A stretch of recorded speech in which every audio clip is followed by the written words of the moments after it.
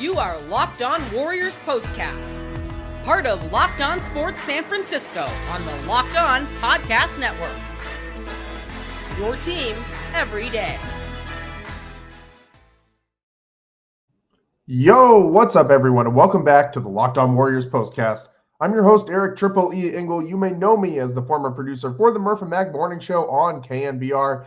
And tonight, the Stephen Curry versus LeBron James rivalry continued as the Warriors fell to the Los Angeles Lakers 120-112 at Crypto.com Arena. Still feels very weird to say that. Steph scored 30-plus for the second consecutive night, but it was LeBron James who made NBA history as he became just the second player ever to score 40-plus after the age of 40. And both teams were undermanned tonight as they await the arrival of their trade deadline additions. But you knew that both superstars would get up for tonight's matchup, and they did. Even so, the Dubs had a chance at the very end of this game with Steph catching fire and going toe-to-toe with LeBron, but a blown 8-second violation call with under a minute to go completely ruined the Warriors' chances of a comeback. You really hate to see this one end the way that it did. We'll break it all down first. But I want to thank all of you for watching us on the Locked On Sports San Francisco YouTube channel. Please, please, please, if you aren't already subscribed, hit that subscribe button right now. Turn those notifications on. Thanks also for listening on the Locked On Warriors podcast feed and making us your first listen following these Dubs games. Make sure to check out the Locked On Warriors Daily Show for more in-depth coverage. And, of course, Super Bowl 59 is here, and there's no better way to make every play more exciting than with FanDuel Sportsbook. New customers can bet just $5, and if you win, you'll score $200 in bonus bets. Download the app and head to FanDuel.com to get started. And I mean, this one, I'm actually very shocked that this one was as close as it was at the end. We'll talk about how we got there in a little bit, but I want to go right to the end of this game because with about 55 seconds left, in the Warriors and Lakers just trading bucket after bucket after bucket, it seemed like whenever the Warriors got to stop, the Lakers got to stop, and whenever the Warriors got a bucket, the Lakers got a bucket for about the last 3 minutes of this game. And the Laker lead was stuck around 6 for what felt like an eternity. And all they really needed, Steph was just draining threes, just everything that came out of his hand was going in the hoop. And it kind of felt like one of those nights where like maybe Steph has some magic in that right hand of his. But lo and behold, with about 55 seconds left, the Warriors get Gabe Vincent stuck behind the half-court line. Lakers fail to advance the ball across half court, well within that, well past the 8-second mark, and they don't call it. And the Lakers continue to run their play. Everybody on the Warriors stopped running and started jumping up and down, screaming at the officials, which you absolutely cannot do in that situation. I know it's a blown call, but you got to keep your composure and keep playing like it's a live ball. You got to stay active on defense.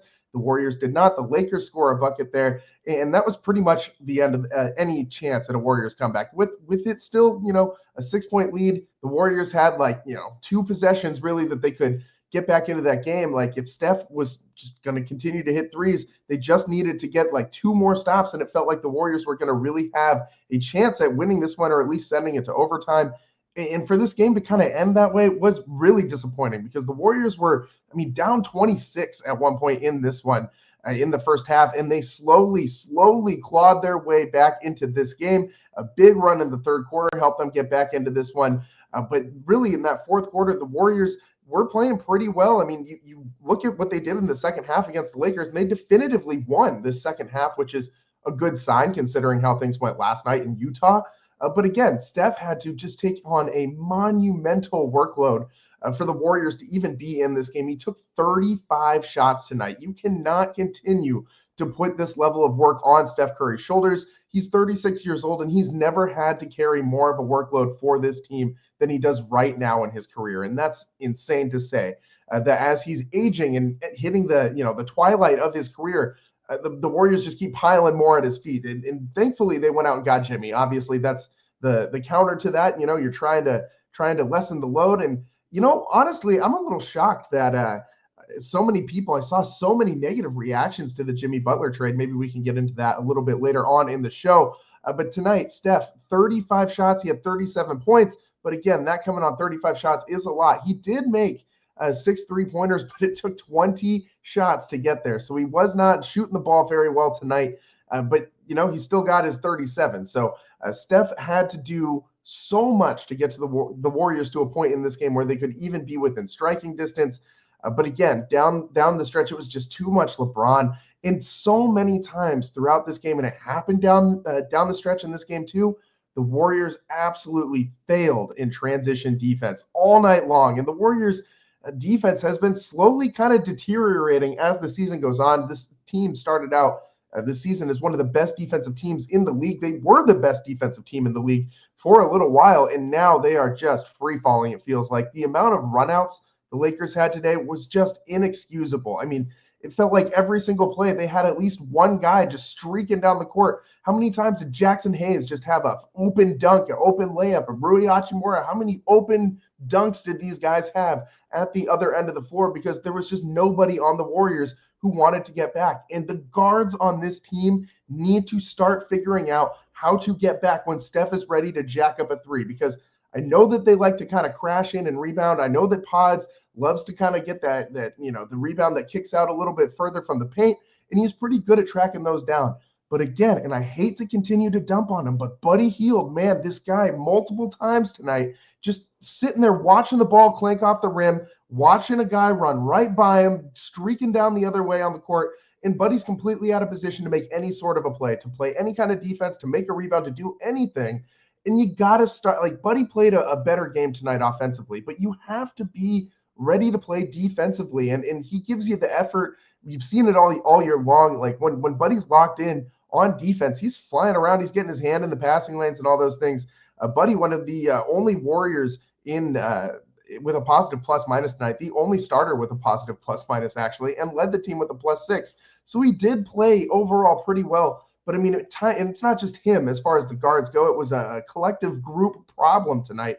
Moses Moody, Gary Payton, like every single player on this team that's playing a guard position next to Steph Curry has to be ready to get back on defense and do something about these runouts, because the Lakers just absolutely ran the Warriors off the floor tonight. I mean, 35 transition points, 35 fast break points for the Lakers, and only 9 for the Warriors. And it started off this way, and the Warriors did not adjust at all throughout tonight. I mean, the Lakers constantly just getting to the rim in transition, and the Warriors could not do a damn thing about it.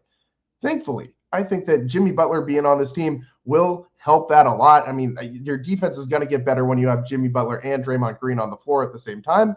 But I am starting to get a little bit worried about Draymond's durability. I mean, we know that body's got a ton of miles on it, and that his usage has had to decline as he's gotten older. And those knees, you see the giant ice packs, all the wraps on him that he's got during the game. I mean, he subs in the second half, and he's got to go through like what seems like a whole wardrobe change, because he's got to take off all of the dressings and all of the ice packs from his knees to just get on the court. But Draymond, when he's out there, he's pretty good. But again, tonight, he had to come out of the game late in the fourth quarter with about 9:22, or early in the fourth quarter with about 9:22 left to play.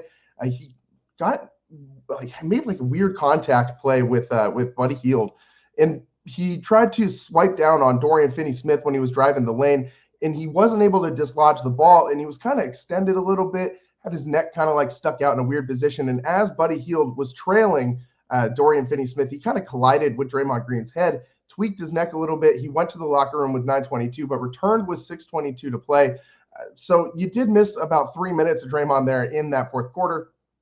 But again, you got to have a little bit more in the tank. And I think that Jimmy Butler will give you that, because the Warriors in clutch time, in crunch minutes, just aren't very good, man. Like, we've seen this team play so many clutch minutes games in this season so far. And really, they just look very average, maybe slightly below average in these minutes, just because there's no other option besides Stephen Curry. There's nobody on this team that you're, thinking is going to make a shot. Brandon Podziemski had a cool little putback here tonight after Steph missed a layup in, late in this one. I think there was about 1:20 left in this one, just before that blown 8-second violation call. But Steph, I mean, you got to have somebody else. You can't make Steph shoot 35 shots a night. That's not ever going to work. And Buddy Hield, while he did have 15 points tonight, he has been playing better of lately, 4 of 9 from 3. He hit a couple early on in this one and looked like he was going to get going offensively. But you have to have someone more consistent. You have to have someone to take this pressure off of Steph Curry. The amount of double teams, of triple teams, I mean, so many times in this game, it seemed like Steph had like at least 2 or 3 defenders hounding him or crashing in on him, and the Warriors unable to capitalize on a lot of these situations where they swing the ball around and guys pass up open shots and just look a little, hesitant to either drive or put up a shot, and you got to make a decision. And I don't think Jimmy Butler will be very hesitant to put up those open shots that Steph Curry helps create for him. So again, tonight, 120 Lakers, 112 Warriors. You lose back-to-back games to start this road trip. Not really what you wanted. That's why the win last night would have been nice against Utah. Winning in the second game of a back-to-back, not something easy to do, especially when your number one player on your team is 36 years old and expecting to take 35 shots a night. I mean, the amount of workload that Steph has is just unsustainable, absolutely unsustainable. But again, hopefully Jimmy will lessen that workload. I think he has to lessen that workload. And most of all, I think he makes the Warriors infinitely better in these clutch minutes situations. We've seen playoff Jimmy. We've seen him hit buzzer beater after buzzer beater in his career. You now officially have 2 legitimate closers on this team, and that's never a bad problem to have. I don't think that these guys will get into any, too many arguments about who takes the last shot kind of thing. I think that's still, it's still Stephen Curry's team. If he wants that last shot, I think he gets it. But I think the answer is whoever's open gets that last shot between the two. So I think the Warriors get a lot better with the addition of Jimmy Butler in these crunch time minutes. But until you get him, you got to find out, you got to figure out ways to win. Who knows when Jimmy's going to make his first appearance with the Warriors. He was introduced to media today, and he did tell everyone that he got his joy back sitting there alongside Mike Dunleavy. The two, they actually played together in the NBA back when Mike was still playing. And this feels like a good thing. But everybody not on the same page in Warriors land. I saw a lot of negative reactions from Dub Nation today on all the social medias. So let's talk about that next. I'm very interested to see what you guys have to say about the Jimmy Butler trade. Are you happy with this? Does this move the needle for you? Do you think the Warriors are better off making this trade, or do you think this is kind of like a match made in hell for chemistry for this team? Let's talk about that next on the Locked On Warriors postcast. Today's show is sponsored by PrizePicks. Basketball season is heating up. There's no better way to get in on the action than with PrizePicks, the best place for daily fantasy sports. With over 10 million members and billions in awarded winnings, PrizePicks makes it easy and fun to turn your sports knowledge into real money.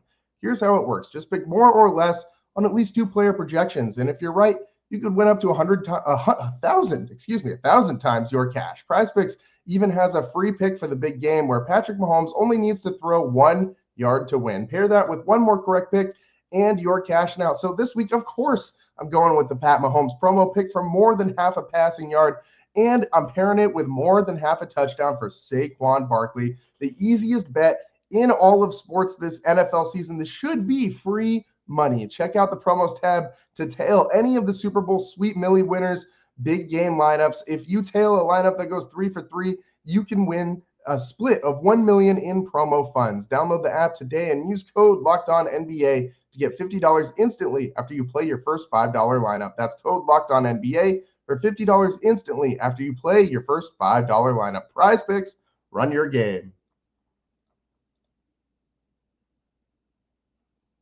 Welcome back to the Locked On Warriors postcast. I'm your host, Eric Triple E Engel, and tonight the Warriors lose 120-112 to the Lakers. Both teams undermanned, both teams waiting for their trade deadline spoils. The Lakers, of course, waiting for Luka Doncic, the most, unreal trade that I think any of us have seen. Maybe the most unreal trade ever at the NBA trade deadline. Like, this is just a colossal, mammoth, earth-shaking move that the Lakers were able to make, and Rob Pelinka didn't even have to go out and ask. I mean, the Mavericks just offered him up basically for free, which is absolutely insane. It makes me very upset because now we have to live with Luka in a Laker uniform for the next 10, 15 years after we finally move on from LeBron. And oh man, I really enjoyed those in-between years. You know what I mean? After post-Kobe and pre-LeBron, those were some fun times when the Lakers had those down years. That was good for the Warriors. But hey, the Lakers are back on top, and I'm sure the NBA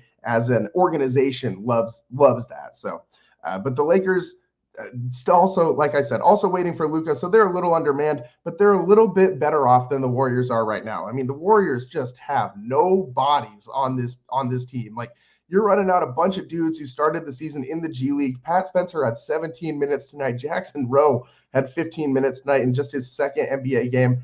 I mean, you playing Moses Moody 32 minutes, you know that something is going on. Quentin Post got the start. He started the year in the G League. So the Warriors playing a bunch of dudes who are not, on full NBA contracts, and you can kind of guess how this is going to go until Jimmy Butler gets in the building, because the Warriors just don't have the supporting cast. With Andrew Wiggins gone, with Dennis Schroeder and Lindy Waters and Slow-Mo Kyle Anderson and others on their way out, it's impossible for this team to really, string anything together to beat good teams. They could have beat Utah for sure, and you'll have a chance to beat Chicago on Saturday. Those are two beatable teams. The Bulls also, getting in on that trade deadline action, sending out Zach LaVine and getting back basically, nothing for him. But, they wanted to get LaVine out of there for how many years? They finally did it, but at what cost? So that's a winnable game too. But the Warriors against a team like the Lakers that are 11 games over 500 and have 17 wins at home, man, how that would be so nice if you're the Warriors to have that many home wins again. But you're not going to beat a team like this. You're not going to beat LeBron James and the 30-19 Lakers in LA. You're just not going to do it with this undermanned team. But I do think that with the addition of Jimmy, that the Warriors season is looking a lot better. But checking out the chat, I see one of our everydayers, Andrew the GOAT. He says the Warriors season is over, sadly. And I mean, I that's an interesting thing, because I've seen a lot of people say on the social media, different social media sites throughout the last 24 hours, that they're not sold on this Jimmy Butler marriage, that they think that he's going to bring some of that toxicity to the Warriors that we've seen him bring to, virtually every stop that he's had has ended in a very, very, very bad way. I was getting some NBA Today on ESPN earlier, and I was listening to some reporter from Miami basically saying that, Jimmy Butler is like the most malcontent person when he wants to leave somewhere, that he just can create the worst situation imaginable. And that it's better off, even though that the Heat did not get, a good return for Butler. The guys up there saying that the team is much better off, just it's addition by subtraction. And so with that being said, I understand why Dub Nation could be a little hesitant to Jimmy Butler joining this team and feeling like it's going to make a big difference. I get why you could use the argument that like one guy shouldn't be, the difference between you winning and losing against the Utah Jazz. I saw that argument in the chat last night, but it's more than that. You know what I mean? Like Jimmy Butler adding into this fold, into the mix of this Warriors team, it's not like all of these other guys that they got rid of for Jimmy Butler were contributing the equal to what Jimmy Butler will give you every single night. I mean, maybe just by like sheer numbers and stuff, if you add the stats of like these 5 or 6 players that the Warriors, or 4 or 5 players that the Warriors are parting with to equate against what Jimmy's going to average, I mean, yeah, obviously that's the numbers are going to be skewed there, but it's not like those guys aren't going to have their spots backfilled and things like that. But Jimmy is demonstratively better than any one of those other players, and pairing him with Steph Curry is going to give Steph so much more space to work with. And that is the number one thing that the Warriors need to do. If that wasn't evident by tonight's game, I don't know what else is, because Steph, 35 shots and only 13 go in. This guy has not taken a standing still, like set jumper in what feels like half a season. I mean, Steph is just having every single play, two to three defenders run him off his spot, double team him. He can't even dribble past the half court line. The number of times that Steph is just deferring because he can't get a good shot, it really just ruins this Warriors offense. And he's going to be the number one person to benefit from this. No more relying on Buddy Hield to be that consistent, reliable number 2 scorer. No more relying on Dennis Schroeder or hoping that Dennis Schroeder will eventually come around and figure out how to play within this offense. You don't have to, rely on guys like Moses Moody and GP2 to step up and punch above their weight, or Brandon Pajemski, who, by the way, Brandon, he did not have the best game tonight. He's been on an absolute tear since coming back from injury, but tonight fell back down to earth a little bit. 0 for 3 from the 3-point line, and just 2 for 6 from the charity stripe, 3 for 10 from the field. Not very good shooting night for Brandon Podziemski from anywhere on the court, but he did have 8 boards and 7 assists and 8 total points. So he contributed in other ways, just not the same level of play we've seen from Pods in the past couple days. So, but again, your whole game shouldn't depend on every single one of these role players overachieving. If that's your game plan, you're going to lose a lot of games. If your game plan is Steph needs to play at an MVP level every single night to win, or this team's going to lose, I mean, you can imagine how this season's going to go. But with the addition of Jimmy Butler, these clutch minutes, ends of games are going to look so much different. He's a guy who can slow the game down. He can get to the line. He can get his own shot. He can give Steph a damn break and let Steph kind of recoup, get some energy back. He doesn't need to chuck up 35 shots a game. In that fourth quarter, Steph just did so much work for the Warriors. I mean, it seemed like, he was just putting up almost every single shot it felt like that they were taking. In the fourth quarter alone, Steph took 14 shots. I mean, he made 7 of them, so he was making them, but 14 shots in the fourth quarter, that is just so much work to put at the feet of one man, and the Warriors need to figure out a way to distribute some of this. I think Jimmy is absolutely the guy to help them out with that. We got more to talk about from this game, including one of those G Leaguers we had mentioned, Pat Spencer. I mean, I kind of want to talk about Pat Spencer, man. This guy, every single game that the Warriors are on national TV feels like we get, if you're looking at your Warriors bingo card, you can just almost instantly check off the box that says, talks about Pat Spencer's lacrosse career, because it happens every single time. But he is starting to become more than just like this commodity, this good story, this guy who won the lacrosse Heisman basically in college, and then turned into an NBA player. Like just decided one day he was going to be an NBA player after, achieving the pinnacle of success in college lacrosse. So, but he's becoming a little bit more than just a commodity. We'll talk about that next here on the Locked On Warriors postcast. Today's show is sponsored by FanDuel. Super Bowl 59 is here. 1 game, 2 teams, endless possibilities. And there's no better way to make every play more exciting than with FanDuel Sportsbook. Whether it's predicting the first touchdown, calling the MVP, or even betting on the coin toss, FanDuel makes it easy to get in on the action.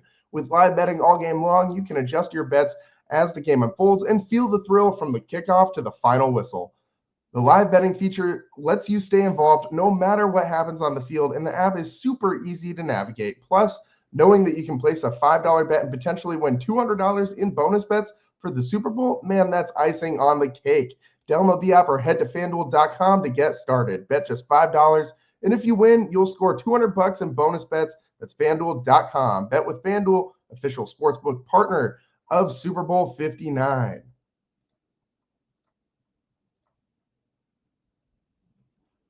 Welcome back to the Locked On Warriors postcast. I'm your host, Eric Triple E Engel, and tonight the Warriors lose 120-112 to the Lakers. Really, honestly, in the first half, I thought that this one was over. When LeBron hit that 3 from the logo, that heat check 3, what was that, like early second quarter, I think, it just felt like this one was going to be a runaway train for the Warriors. I had a very bad feeling about this game at that point. I kind of felt like just starting the postcast at halftime because the Warriors just seemed so hapless.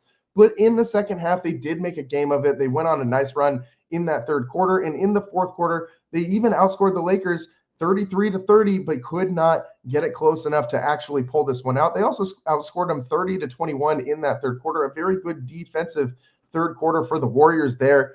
They held the Lakers to just 6 of 18 from the field, 33% shooting in that quarter. And it trimmed that lead from that 20-point lead at halftime down to just 11. So the Warriors played a really good brand of basketball there in that third quarter. But after giving up 57% from the field and 10 of 21 from 3 to the Lakers in the first half, it was just too much for the Warriors to come back.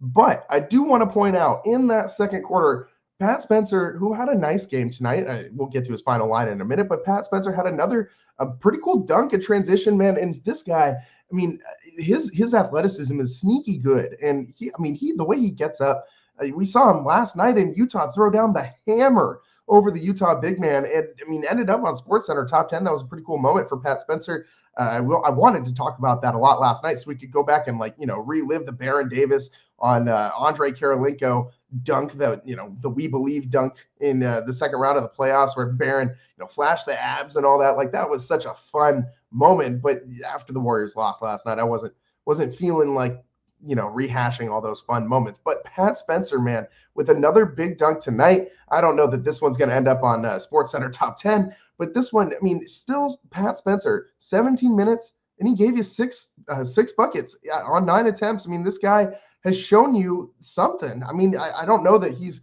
going to be someone that the Warriors can really rely on every single night as like a backup point guard to Steph Curry, but he has, I think, really grown in this season that we've seen him play a lot more minutes this year than we saw him play at the end of last year. But I mean, 13 points again for Pat Spencer tonight, and he, his last 10 games, he's not playing too bad, man. I mean, last night in Utah, he had 14 minutes, 7 points, that big dunk. A couple weeks ago on January 10th against Indiana, he had 20 minutes, 17 points in that one. That was a blowout loss for the Warriors, but he got an extended run and played pretty well. And Pat, when he's in, man, he makes good decisions with the ball, and he knows what he's doing. It's not like he's kind of sitting there waiting for the game to come to him. He's making things happen. He's running the offense. He's calling for screens. He's directing traffic out there. He's driving the lane. He's aggressive with what he's doing with the ball, and he's got a nice handle. He's got sneaky good explosiveness with the legs. The vertical is pretty damn good. I mean, all very unexpected. I did not think that this guy was going to be much more than just, the 13th or 14th guy on the roster, last man off the bench kind of deal. And, not someone who's going to actually see any real minutes. And I mean, but we're seeing Pat Spencer, like, in the fourth quarter of close games, getting legitimate run when Steph is on the bench. And this guy, I kind of trust him to run the offense at this point. Like, I mean, there's better options for sure that you would rather have as your backup point guard than Pat Spencer. But there's also worse ones too. Like the way that he kind of has this like collectedness about him, the pace that he plays with, and it's never too erratic. Like he's very controlled, but when he wants to, unleash some of that athleticism and speed, he does, man, and he's got it. And he doesn't need to play with gas pedal on the floor all the time. But I mean, just the mental game that Pat Spencer kind of displays really has shocked me. I think he's really found a little role here with the Warriors, and I think that we're going to see him be kind of in the mix with this team going forward, especially with all the other bodies moving out. I think that Pat Spencer is actually going to be a legitimate thing here for the Warriors. This might be our backup point guard. Like, Pat Spencer could legitimately be the backup point guard for Stephen Curry, which is absolutely wild to think about. This guy who, we have to say it, was basically a pro lacrosse player, like determined to be that, just decides after finishing up his college career as being the best lacrosse player in the NCAA that he wants to just, let's be a grad transfer, play one more year of college sports, but let's make it hoops, and then let's go to the NBA. Like, just the level of athleticism to be able to do that is bonkers. I mean, I little bit of a triple E backstory. I played some lacrosse in community college, and not nearly at the same level as a guy like Pat Spencer. But I mean, that there's very little that translates between the two sports besides maybe quick lateral movements. And I mean, it's completely different hand-eye coordination type stuff. And I mean, it's very impressive for this guy to be an elite level athlete at both of these different sports, which are so incredibly different from each other. But you can see the physicality that he developed as a lacrosse player, the strong hands, all that kind of stuff that you need to play lacrosse. That does kind of help him with this NBA game, with going inside against bigger defenders. You see him not afraid to take some shots to the body. He's pretty well built. He's like a thicker guy, despite how short he is.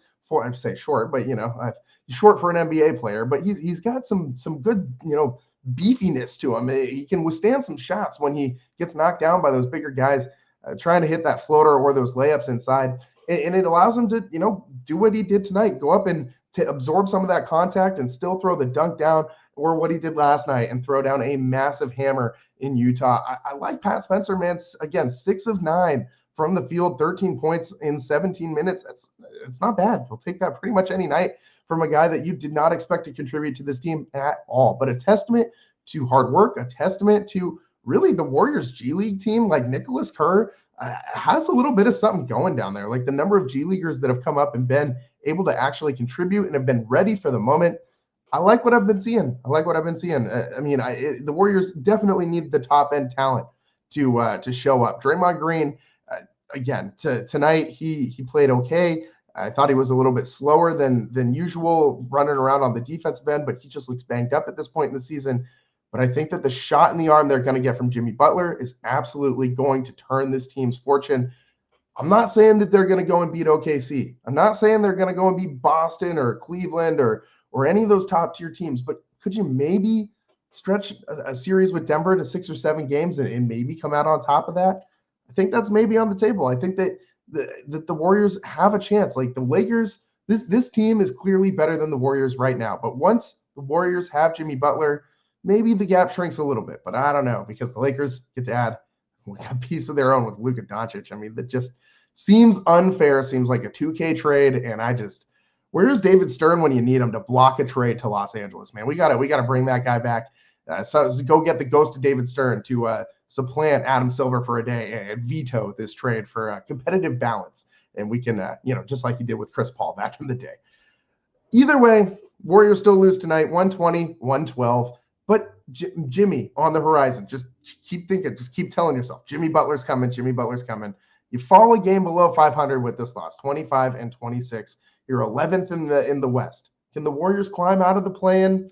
Probably not. But can they get to a point where they can have, maybe a better set of circumstances in the play-in? Maybe they can get to the 7 seed or the 8 seed. I think that is certainly on the table for this team. We'll see what happens. Next show Saturday, Warriors tip at 5 p.m. against the Chicago Bulls. We will try to get a show in for you that day. I do have a Stanford engineering obligation, as some of you know, as our everydayers know who tune into the show. I do some live game day work down at Stanford as well. So we will try to make it back from that Stanford game in time for Warriors Bulls postcast. And we'll see what happens. So hopefully we'll have a show then. If not, then we'll be doing the show when the Warriors play next after that, which is on Monday, February 10th against the Bucks. So if we don't get a show in for you on Saturday, we'll be back on Monday, but we'll try. Thanks for tuning in. That's all the time we got for you today. I'm your host, Eric Triple E Engel. We'll see you next time. Peace.